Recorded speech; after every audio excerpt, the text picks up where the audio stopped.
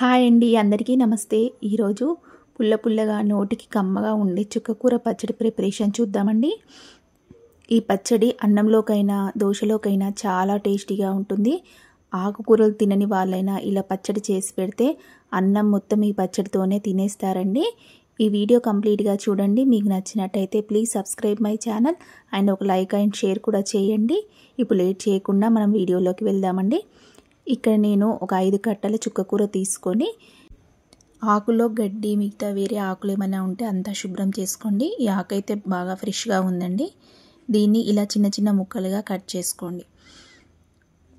ఇలా కట్ చేసుకొని దీనిలో ఒక బౌల్లోకి తీసుకొని ఒక 2-3 టైమ్స్ మట్టి అంతా పోయే వరకు బాగా వాష్ చేసుకోండి.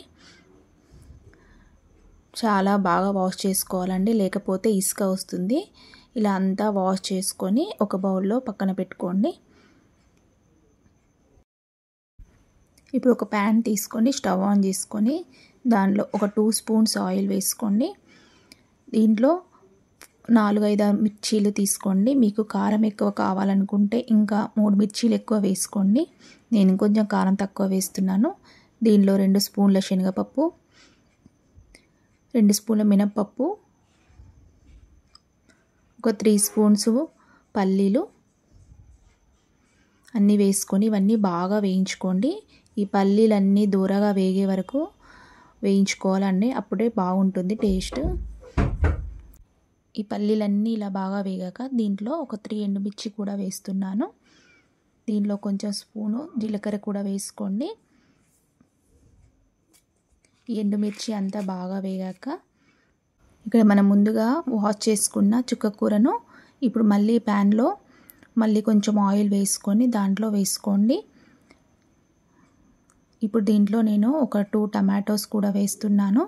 మీకు ఇష్టమైతే ఇంకా పులుపు ఎక్కువ కావాలనుకుంటే ఇంకా ఎక్కువైనా వేసుకోండి. నేను 2 టమాటాలు మాత్రం వేసుకొని బాగా ఉడికించుకుంటున్నానండి. ఇదంతా ఇలా బాగా కలుపుతూ కాసేపు మూత పెట్టుకొని ఒక 5 మినిట్స్ అయినాక మూత తీసి చూడండి. బాగా ఉడికింది. ఇదంతా కొంచెం దగ్గర పడే వరకు ఇలా బాగా కలుపుతూ మూత తీసి ఉడికించుకోండి. ఇప్పుడు ఇది స్టవ్ ఆఫ్ చేసి ఇప్పుడు మిక్సీ జార్ తీసుకొని మనం ముందుగా వేయించుకున్న పల్లీలు అన్నీ దీంట్లో వేసుకొని దీంట్లో ఒక 4 వెల్లుల్లిపాయలు వేసుకొని కొంచెం ఉల్లిపాయలు, ఒక చిన్న సైజు ఉల్లిపాయ కూడా వేసుకోండి. ఒక 1/2 స్పూన్ ఉప్పు వేసుకొని మూత పెట్టుకొని కొంచెం బరకగా మిక్సీ చేసుకోండి. చూడండి, ఇలా వీడియోలో చూపించిన విధంగా కొంచెం బరకగా చేసుకోండి.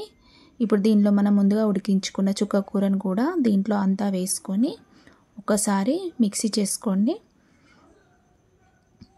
ఇప్పుడు మూత తీసి చూడండి. ఈ విధంగా ఉంటే సరిపోతుంది.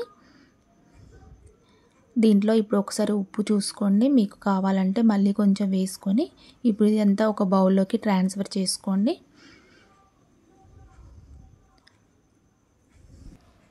ఇలా అంతా వేరే బౌల్లోకి వేసుకున్నాక దీంట్లో ఒక ఉల్లిపాయ చిన్న చిన్న ముక్కలుగా కట్ చేసి వేసుకోండి. ఇక్కడ నేను పోపు పెట్టుకొని దాంట్లో ఒక 3 స్పూన్స్ ఆయిల్ వేసుకొని దాంట్లో ఆవాలు, జీలకర్ర, శనగపప్పు, మినపప్పు, ఎండుమిర్చి, కరివేపాకు, వెల్లుల్లి అన్నీ వేసుకొని కొంచెం పసుపు కూడా వేసుకొని ఆ పోపును దీంట్లో వేస్తున్నానండి. దీంతో మనకు చుక్కకూర పచ్చడి ప్రిపేర్ అయిపోయినట్టేనండి. దీన్ని దోశలోకైనా అన్నంలోకైనా వేసుకుంటే చాలా కమ్మగా ఉంటుందండి. మీరు కూడా ట్రై చేసి చూడండి. మీకు నచ్చినట్టయితే please subscribe my channel and ఒక లైక్ కూడా చేయండి, షేర్ కూడా చేయండి. మీరు కూడా పచ్చడి ప్రిపేర్ చేసి చూడండి. Thank you for watching.